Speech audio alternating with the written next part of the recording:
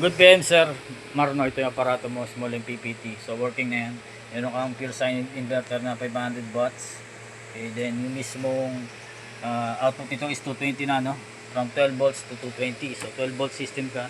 So pwede ka mag-battery dito ng 100 Ah, 200 watts na solar panel, better, no?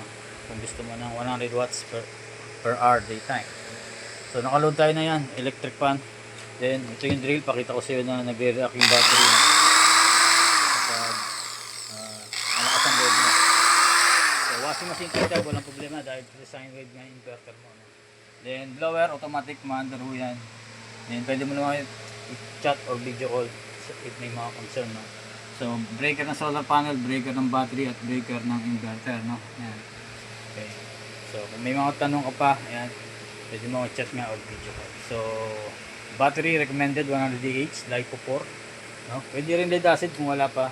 At 200 watts ang solar panel, hanggang dalawa pwede ng dalawang 200 watts.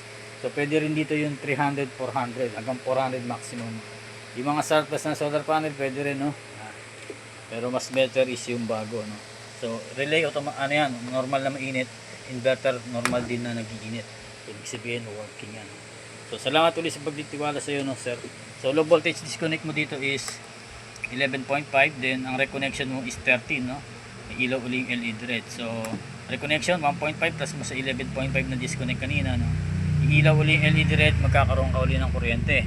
Yung 11.5, pag umabot sa battery mo ganyan 11.5, mawawala LED red, mawawalan ka ng kuryente.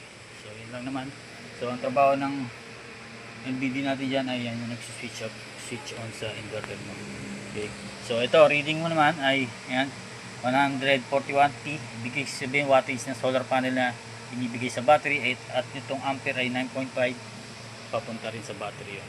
Salamat ulit sa pagtitiwala. God bless.